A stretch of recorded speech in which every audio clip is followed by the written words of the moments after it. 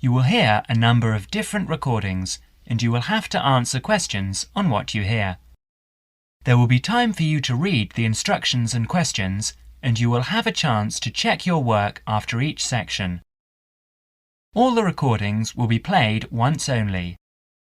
The test is in 4 sections. Write all your answers on the listening question booklet. At the end of the real test, you will be given 10 minutes to transfer your answers from the question booklet to an answer sheet. You should be prepared to do this with the practices. Now turn to Section 1.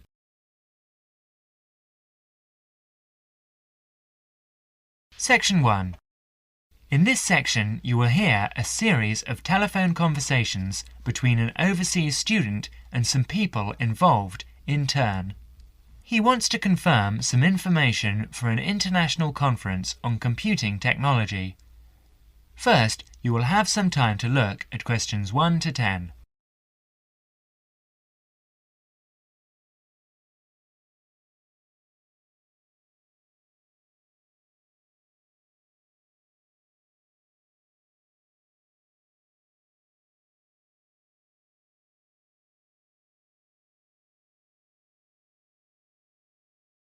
You will see that there is an example which has been done for you. On this occasion, only the conversation relating to this will be played first.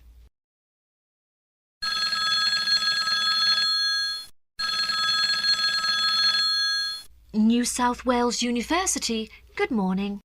Oh, good morning. Can you put me through to the School of Computing Technology, please? Certainly.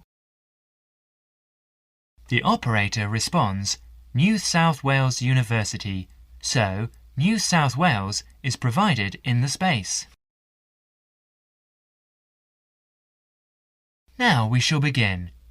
You should answer questions as you listen because you will not hear the recording a second time. Now listen carefully and answer questions 1 to 5.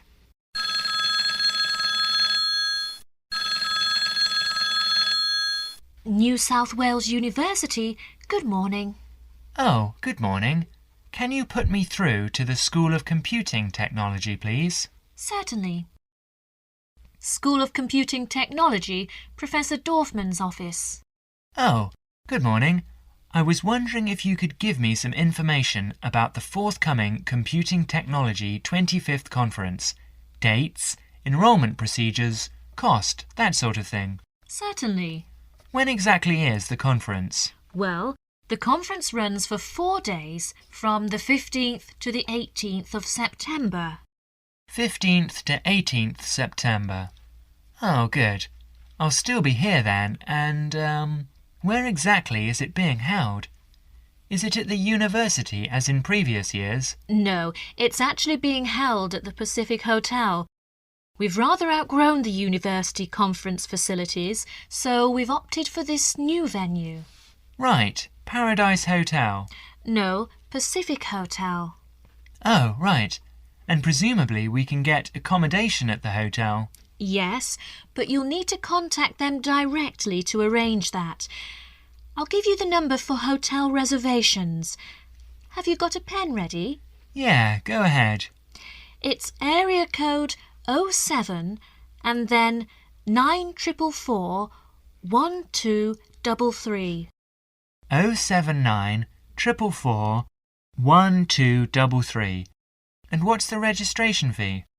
Individual fees are $360 for the 4 days or $100 a day if you only wanted to attend for 1 day. Are there any student concessions? Oh, sure.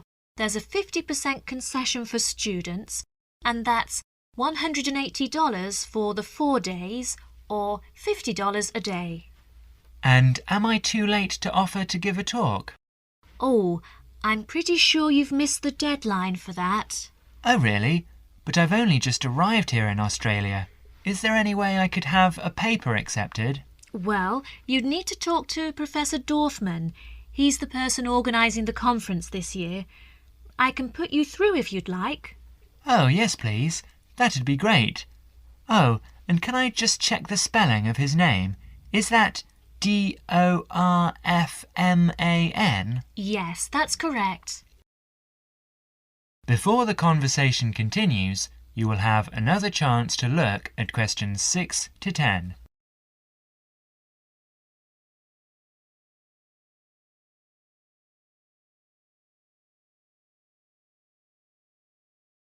Listen carefully and answer questions 6 to 10.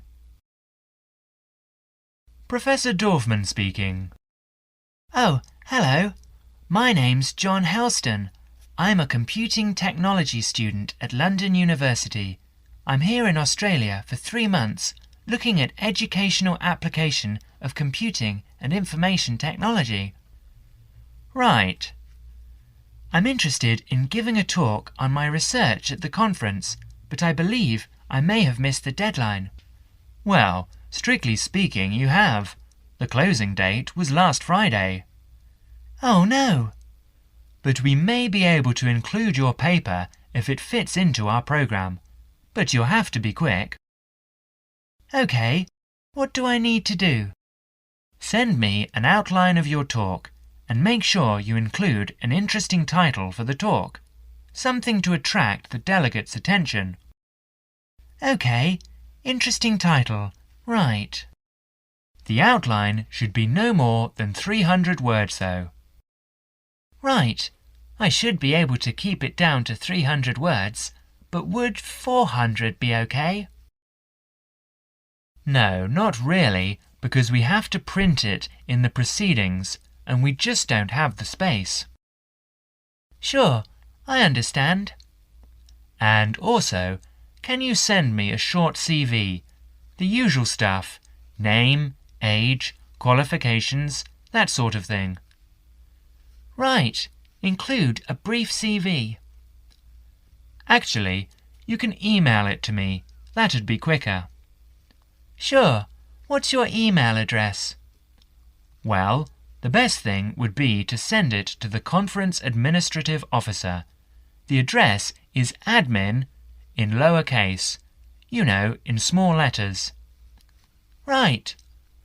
So, that's admin@anuconf.edu.au. Right, I'll do that straight away. Thank you very much. You've been very helpful. OK, well, we hope to see you in October then. That is the end of section 1. You now have half a minute to check your answers.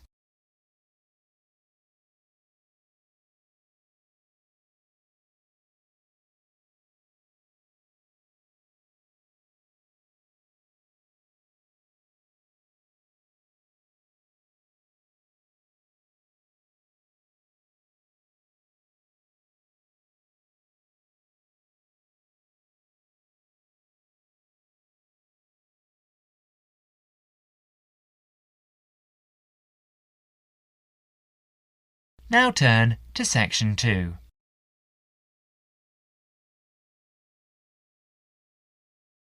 Section 2. You will hear a guide talk about cooking ginger on the radio broadcast. As you listen, answer questions 11 to 20. First, you will have some time to look at questions 11 to 20.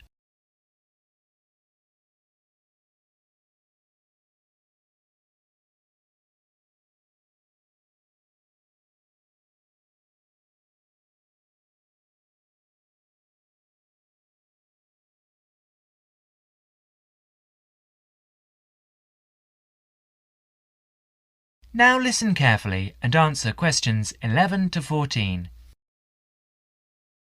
Hello and welcome to Cooking Corners. And this week we're looking at the most versatile and aromatic of plants. A fairly recent addition to the list of Australian agricultural produce, but nevertheless a great favourite today, ginger. And in the studio to tell us all about it is Jennifer Johnson. Ginger is one of my personal favourite spices, and I've got a number of wonderful recipes to share with you later on in the programme. So, what is ginger? Well, actually, it's a spicy tasting root with an aromatic flavour. It's related to the bamboo family and has 100 different uses in the kitchen. The Chinese have cultivated it for years, particularly to use in medicine, though you are probably more familiar with its culinary uses. But first, let's take a brief look at its history before we look at how it can be used, because it has a very interesting history. Ginger originated in the southern provinces of China and in India, where it had been used in medicine and food for over 5,000 years. The early traders who came upon the plant took it to many parts of the world, such as Nigeria, the West Indies, Central America, East Africa, and even Indonesia. Ginger became extremely popular because of its exotic aromatic properties and was highly valued by spice traders in the 17th and 18th centuries because they were able to sell it back in Europe for a very good price. Although Australia is now the largest producer of ginger in the world, it wasn't grown in Australia until the early 20th century. Before Jennifer goes on to explain the history of ginger planting in Australia, you will have another chance to look at questions 15 to 20.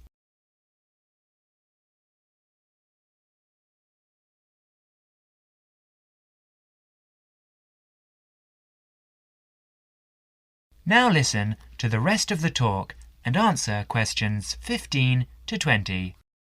Apparently, some pieces of raw ginger found their way to an area about 100 kilometres north of Brisbane in Queensland earlier this century. The comparatively high rainfall and humidity in this area produce conditions which are perfect for growing ginger, so it became well established.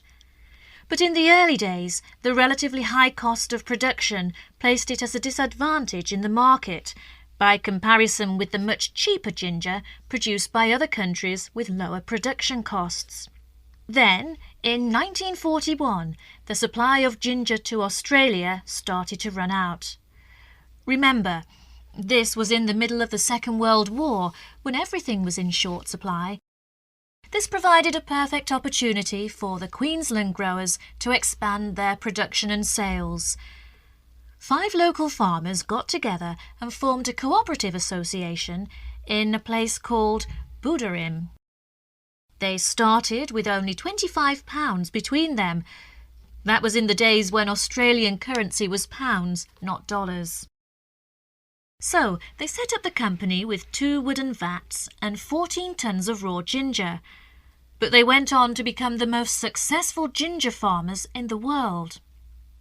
In fact, nearly all the world's ginger now comes from the Buderim ginger factory in Queensland. 40% of the production is used in Australia, and the remaining 60% is exported overseas to places like Europe, North America, South Africa, and even to Asia, where it originated in the first place. So now, let's move on to look at ways of using ginger in the kitchen. That is the end of section 2. You now have half a minute to check your answers.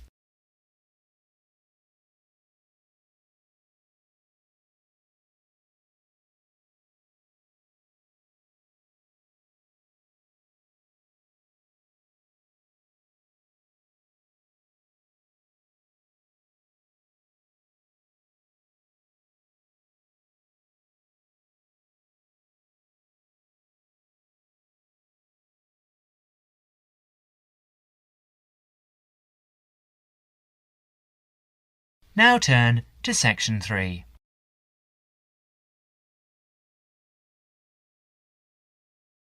Section 3.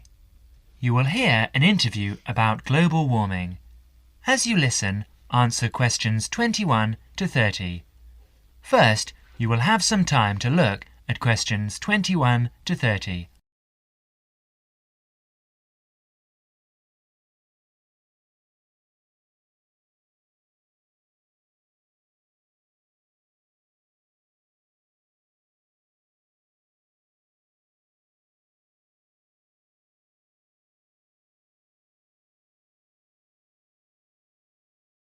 Now listen carefully and answer questions 21 to 25.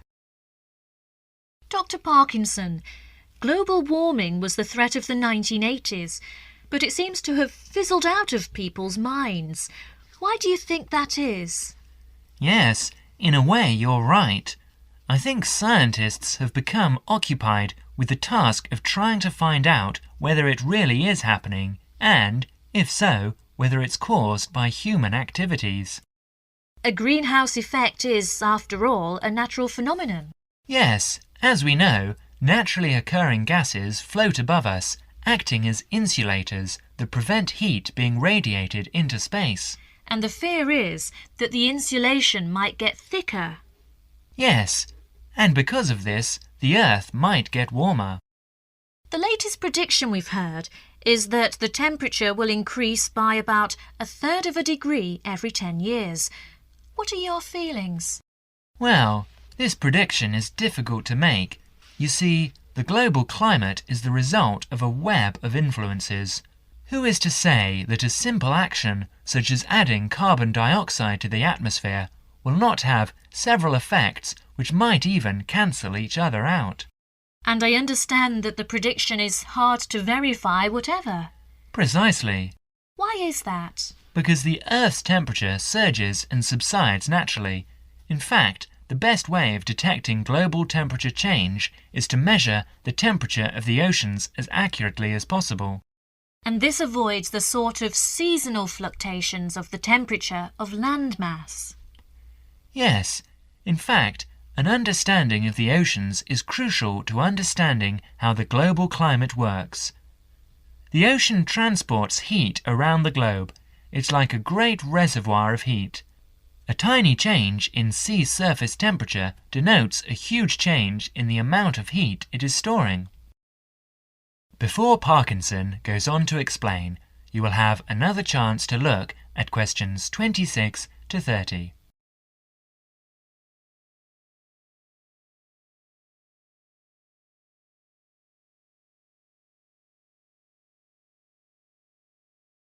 Now listen to the rest of the talk carefully and answer questions 26 to 30. And now, I understand you are looking at ways of refining this measurement of ocean temperature. Yes, for a long time we've measured it by placing thermometers in buoys bobbing in the oceans and also when ships draw water through their engines. It's also been done by satellite, hasn't it? Yes, but now data from a more promising system is being collected. This is the European Along-Track Scanning Radiometer, or ATSR, a much simpler name. The ATSR orbits the Earth above us. And what stage are you at with this? Well, it's been up there 2.5 years now. It's an infrared detector that senses the Earth's temperature with great accuracy, and this is what we need. We have to be able to separate out random changes in temperature. I believe there are other advantages as well. There are several. Every few days it covers the entire Earth, so it produces large quantities of data. It measures the temperature from 2 angles, which allows correction for any effects that the intervening atmosphere may be having on its readings. Its field of view has a width of 500 kilometers, and it measures the temperature to 0.3 degrees centigrade. And it should go on for years? Yes. Thank you, Dr. Parkinson, for talking to us today. And now over to...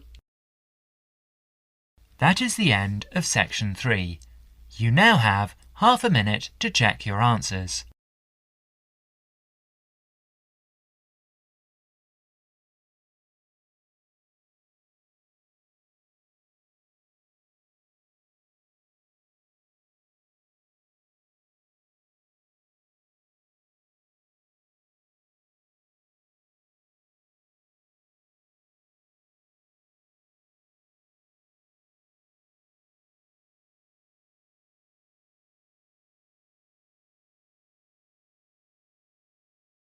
Now turn to section 4.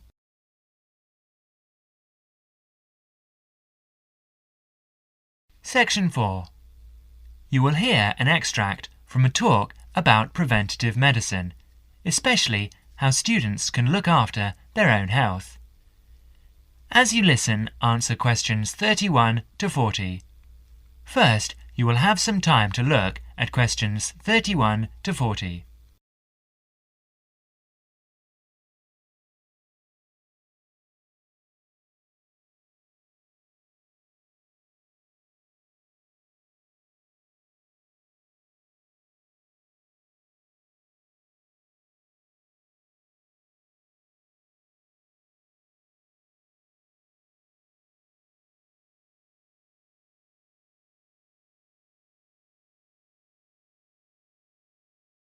Now listen carefully and answer questions 31 to 40. Good morning. I'm Dr. Pat Plant, and I'm here to talk to you about preventative medicine in its widest and most personal aspects. In other words, I'm here to tell you how the patients should wrest control of their health away from the practitioners of medicine and take charge of their own medical destiny. I want to talk about staying out of the hands of the doctor. When a patient takes responsibility for her or his own health, and let's decide the patient is male for now, men are in fact more at risk than women anyway. When the patient takes over his own health regime, he must decide what he wants to do. The first thing, of course, is to give up the demon nicotine. Smoking is the worst threat to health, and it's self-inflicted damage. I have colleagues who are reluctant to treat smokers. If you want to stay well, stay off tobacco and smoking in all its manifestations. Our department has recently completed a survey of men's health. We looked at men in different age groups and occupations, and we came up with a disturbing insight. Young men, particularly working-class men, are at considerable risk of premature death because of their lifestyle. As a group, they have high risk factors. They drink too much alcohol, they smoke more heavily than any other group, their diet is frequently heavy in saturated fats, and they don't get enough exercise. We did a smaller survey in which we looked at environmental factors which affect health. I had privately expected to find air or water pollution to be the biggest hazards, and they must not be ignored. However, the effects of the sun emerged as a threat which people simply do not take sufficiently seriously. Please remember that too much sunlight can cause permanent damage. Given this information and the self-destructive things which people, particularly young men, are doing to themselves, one could be excused for feeling very depressed. However, I believe that a well-funded education campaign will help us improve public health standards and will be particularly valuable for young men. I'm an optimist. I see things improving, but only if things that you as students can do to improve your fitness.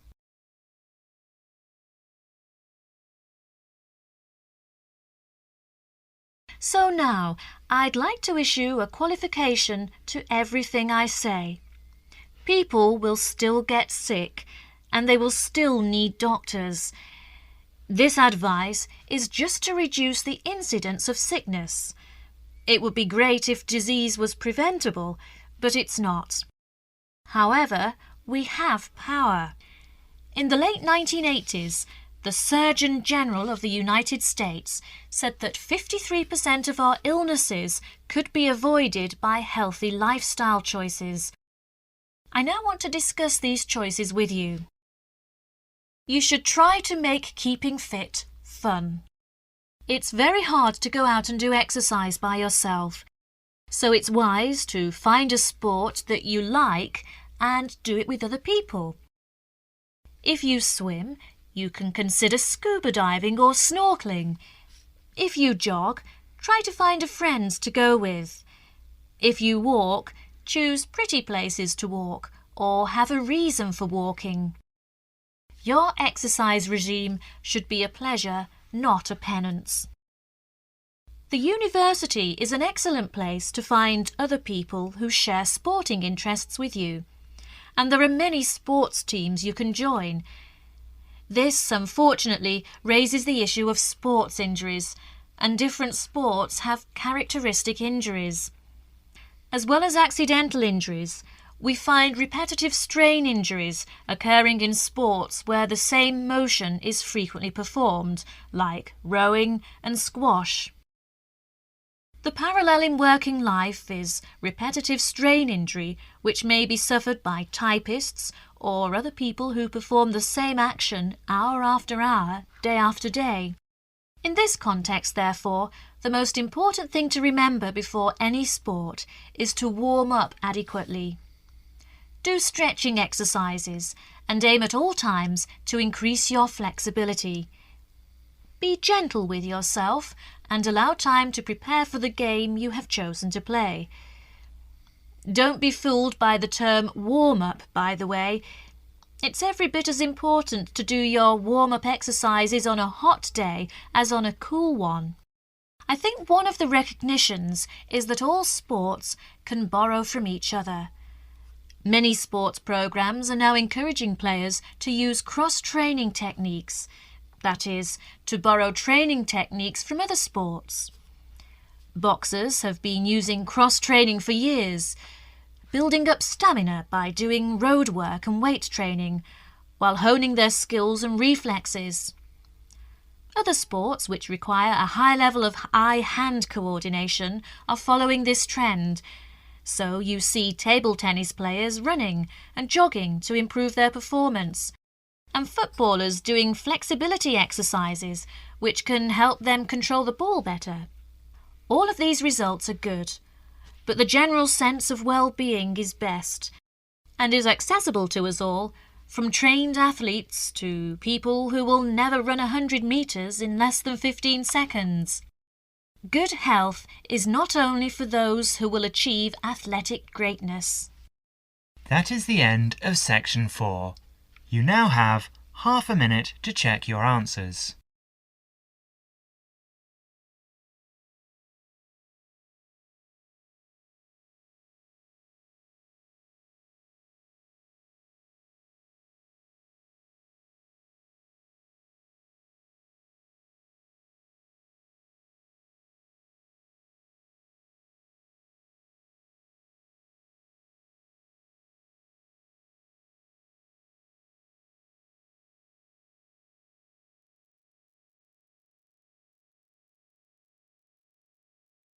That is the end of Listening Test 6.